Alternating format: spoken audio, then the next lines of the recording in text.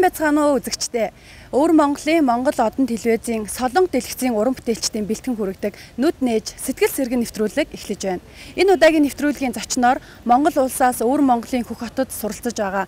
За бүгд найрамдах Хятад ард улсын засгийн газрын тэтгэлэг болон Өвөр Монголын засгийн газрын тэтгэлгээр суралцж байгаа шилдэг оюутнууд Нүд нээж сэтгэл сэргэн нэвтрүүлгийн эрхэм хүндтэй зочноор оролцож байна. Нүд нээж сэтгэл сэргэн нэвтрүүлгийн хөтлөгч Уянга маань Өвөр Монголын Багшийн их сургуулийн шилдэг оюутан магистрантаар шалгарч явж байгаа маа. За тэгээ миний хувьд ч гэсэн Болт Хуйг ахтай энэ удаагийн нэвтрүүлгийг хөтлөн явуулах байгаатай их баяртай байна. За Болт Хуйг ах маань Өвөр Монголын их сургуулийн докторантад одоо суралцж байгаа ийм оюутан байгаа. За ингээд Болт Хуйг ахаа хоёулаа нэвтрүүлгээ эхлэе. Оюутнууд маань хизээний бэлэн болсон баг шиг байна. Аяллаа эхлэх үү? За тэгээ аяллаа эхлэе. Өвөр Монголын өөртөө засхорны засгийн ордноос санаачлан Хөх хотод суралцж байгаа Монгол улсын шилдэг оюутнуудыг хамруулж жил бүр Өвөр Монголыг танин мэдэх зуны аяллыг зохион байгуулахаар шийдвэрлэсэн юм аа. Өвөр Монголын өөртөө засхорны засгийн ордон төсөв хөрөнгө гаргаснаар Өвөр Монголын их сургууль, Өвөр Монголын Багшийн их сургууль, Өвөр Монголын аж үйлдвэрийн их сургууль, Өвөр Монголын газар тариалангийн их сургуульд суралцж буй Монгол улсын шилдэг хорин оюутан 2011 оны 100 Хөх хот Бугат Ордосоор анхны тойрон аялал хийлээ. Хөх хот Бугат Ордос 3 хот бол Өвөр Монголын дотоодын нийт бүтээгдэхүүний тэн хагасыг дангаар үйлдвэрлэдэг эдийн засгийн асар их хүчин чадал нөөц бололцоотой бус нутаг юм аа. Өвөр Монголыг танин мэдэх зуны аяллын баг ийхүү 2011 оны 7 дугаар сарын 2-ны өглөө Өвөр Монголын их сургуулийн үүд нас гараагаа эхлүүллээ.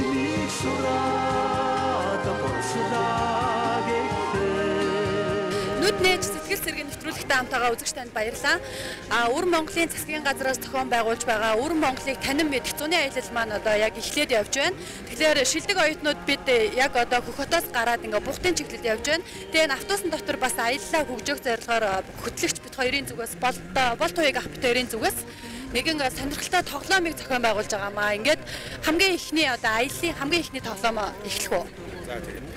Манай аяллаа хамгийн ихний тоглоом хөтөлбөр бол Өвөр Монголыг хэн сайн мэдэх вэ? Нэртэй асуулт хариултын тэмцээн байгаа. Бид эхлээд 60 асуулт бэлдсэн байгаа. 60 асуултын 30 нь Өвөр Монголтой холбоотой асуулт, 30 нь бол танин мэдгүй чиглэлийн асуулт байгаа. Багууд бэлэн байна уу? Ойдол үйл хийхэд хэрэглэх сүүгч бүхий нарийн төмөрлөг.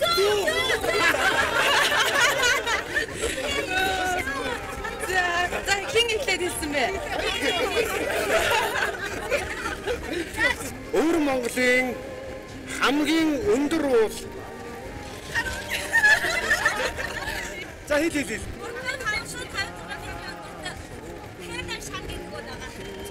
За баяр үргийн асуултын хариулт зүг байлаа. Өөр өөрийн мэрэгжил судалгаандаа гүнзгийрсэн оюутан залуус маань Хөх хотоос Бугад орох замдаа Өвөр Монголыг хэн сайн мэдэх вэ? Асуулт хариултын тэмцээн.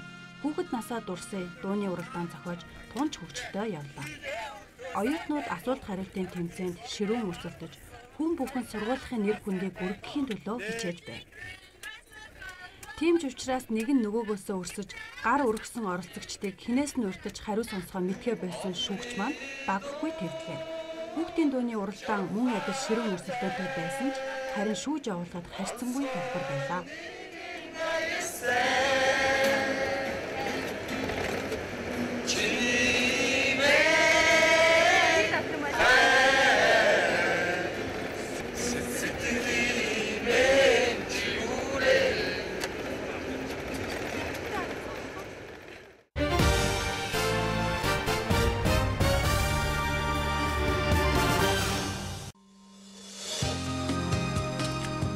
Аяллын баг үдээс өмнө Бугад хотод ирлээ.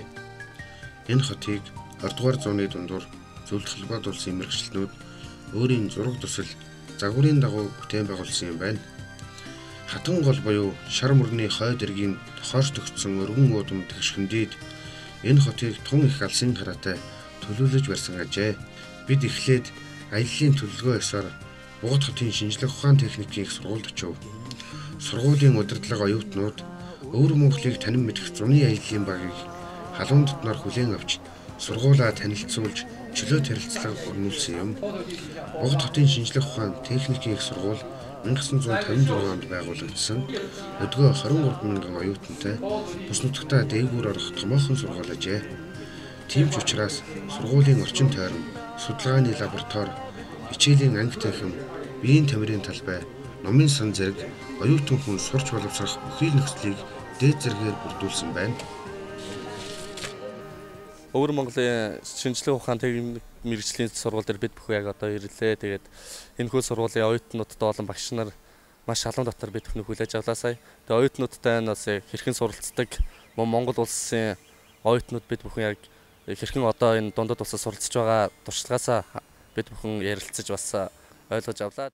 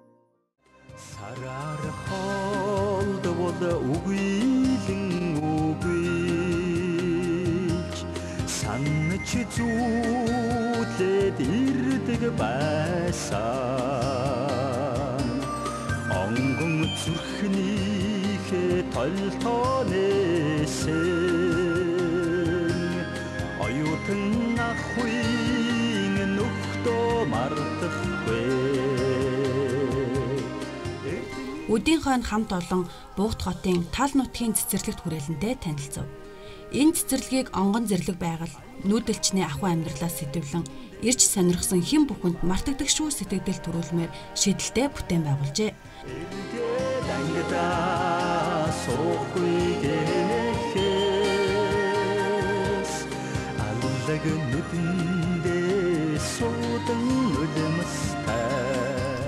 Бугын төрлийн өхөөрдөн хөөрхөн гөрөөс янзгыг гаршуулан тэжээсэн энэхүү цэцэрлэгт хүрээлэн бүтэн тойрон гэдэг жижиг оврын автобус 3 хүн зэрэг жийж авдаг ундаг дугуй зэргийн аль нэгийг хүлгэлэхгүй бол явган хүн амархан туулахааргүй том талбайтай ажээ.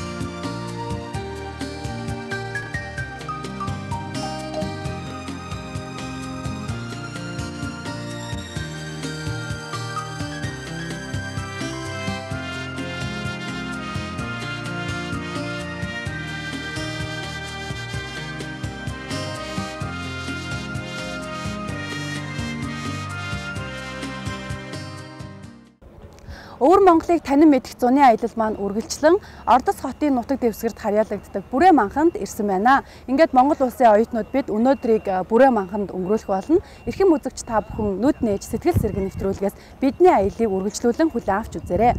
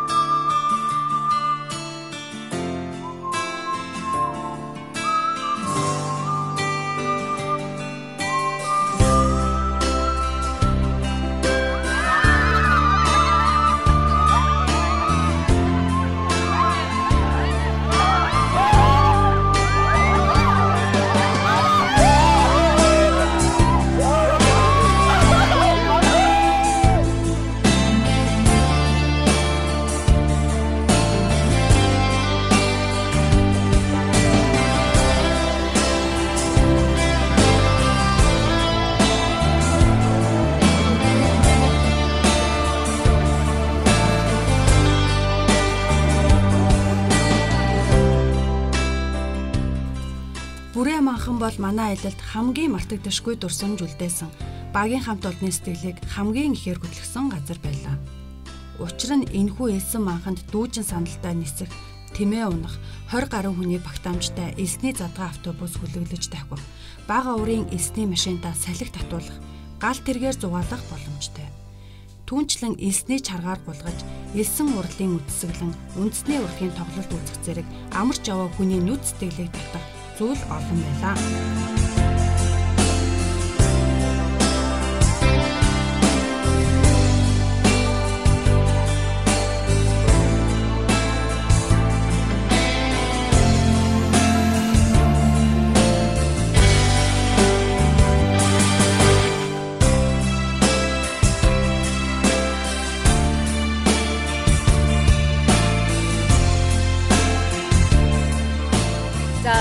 Одоо бидний манай баг ингээд орцын бүрээ манхан гэдэг юм сайхан нутагт ирээд байна.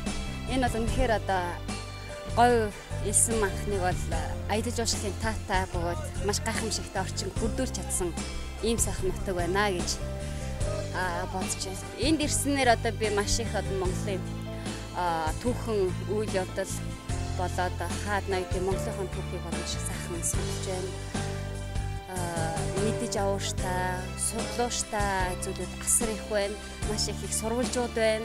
Тиймээс одоо энэ бүхнийг одоо өчүүхэн ч гэсэн өөрийнхөө чадах хэмжээгээр одоо судалж гаргаж Монгол улсынхаа Монголын түүх, соёл, одоо ялангуяа одоо эртний урлагийн түүхэд одоо хөв нэмэр оруулах юмсан гэдэг ийм чим хүсэлтэй байна да. Суралцж байна.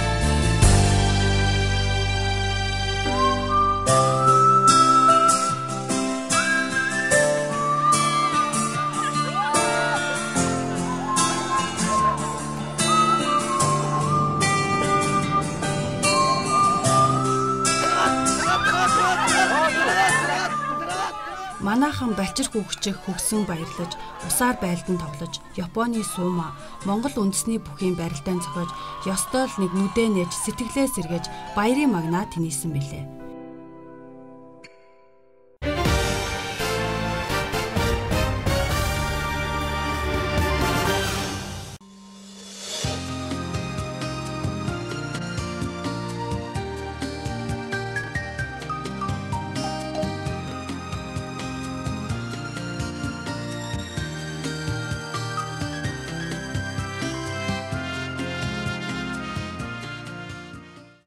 Өвөр Монголын Монгол одон телевизийн Солонгот дэлгэцийн уран бүтээлчдийн бэлтгэн хүргэдэг нүд нээж сэтгэл сэргэн нэвтрүүлгийг үзэж байгаа үзэгч танд баярлалаа.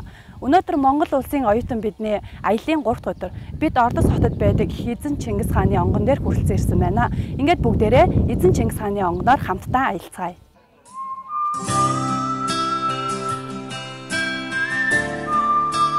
Өвөр Монголыг танин мэдэх зуны аяллаа баг зугаалгын 3 дахь өдөр буюу 7 дугаар сарын 4-ний өглөө Чингисийн онгоныг үзэж сонирхов. Чингисийн онгон Ордос хотоос баруун зүгт 70 км орчим зайд байх бөгөөд Чингис хаан дайлаар явах замдаа энэ газар дашуураа унгааж түүнээсээ ихэд цээрлэн намайг бий барсны дараа миний зарим мэд зүйлсийг энэ нутагт үлдээж лус савдгийг нь үеийн үед дахиж тайгаараа хэмээсэн юм гэдэг.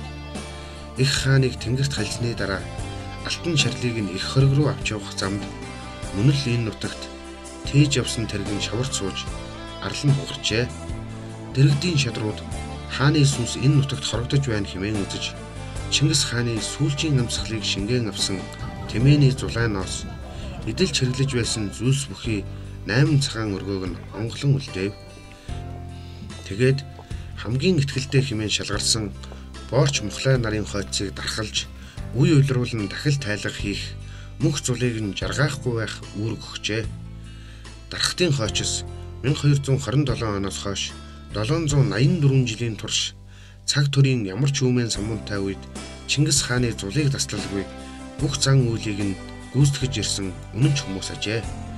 Тэд сэтэрлэн үлдээсэн 92 цагал өндгөн цагаан морийг 18 шинжээр нь хойд дүр тодруулж өнөө хүртэл хүндтгсээр иржээ.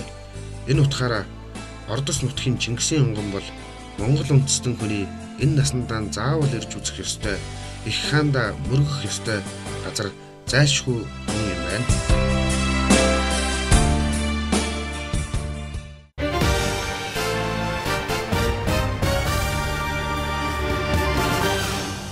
Эрхэм үзэгчдээ бидний аялал үргэлжилж байна. Бид яг одоо Бугт хотод байрладаг тусгай зориултын машин механизм үйлдвэрлэдэг аж үйлдвэр дээр ирсэн байна. Тэгэхээр энэ үйлдвэрийн ажилтан мэргэжилтнүүд манай оюутнуудад үйлдвэрээ танилцуулах гэж байна. Үзэгч та ч гэсэн манай нэвтрүүлэгтэй хамт байж тусгай зориултын машин механизм үйлдвэрлэдэг үйлдвэрээр хамтдаа аялцгаана уу.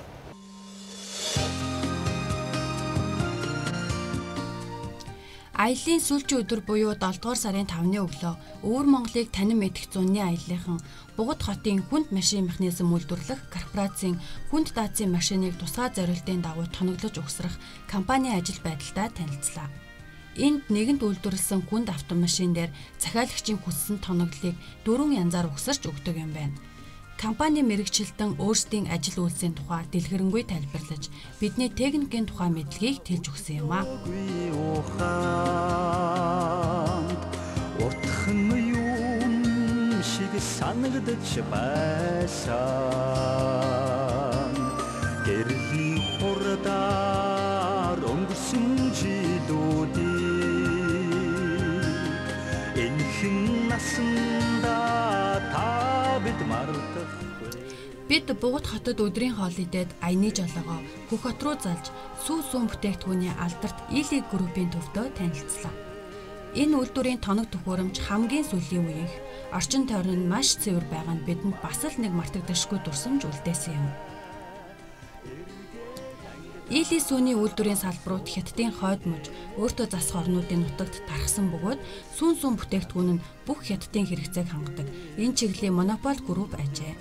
Үнэхээр нарийн зохион байгуулалт олон талын мэдрэмжтэй төрөл бүрийн робот машинууд нь хэдэн мянган ажилчны удаан хугацааны турш хийвэл зохих хүнд ажлыг богинохон хугацаанд амжуулж байгаа нь хамгийн гайхалтай зүйл байлаа. Онгон зүрхнийхээ толтооны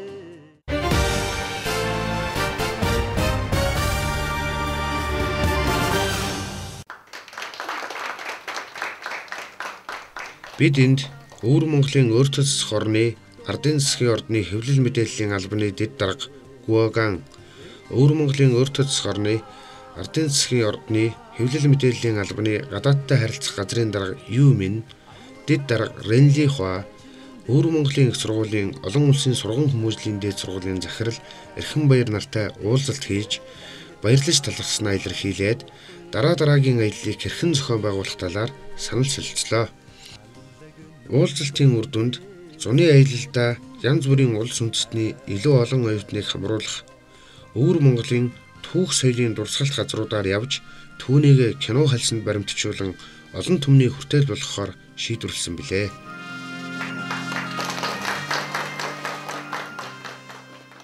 Өвөр Монголын баруун талын хөгжлийн байдлыг өөрөөнүүдээр харсан байна. Хоёрдугаарт нь Өвөр Монголын ард түмний амьдралын жинхэнэ байдлыг бас мэдэж авлаа. Гуравдугаарт нь Өвөр Монголын засаг газар иймэрхүү саналыг зөв байныг хүмүүс хүлээн зөвшөөрсөн байна. Цаашдаа ийм хүү завшааныг бидний илүү олон хүнд орж өгнө. Тийм ч бас дараагийн ажил дээр бол бидний шинэ сандтайгаар хүмүүсний зөвлөгөөг сайн өгсөн оруулаад хүмүүсний сайн сэтгэлийг оруулаад бидний шинэ маягаараар зохион байгуулах бэлэн байна.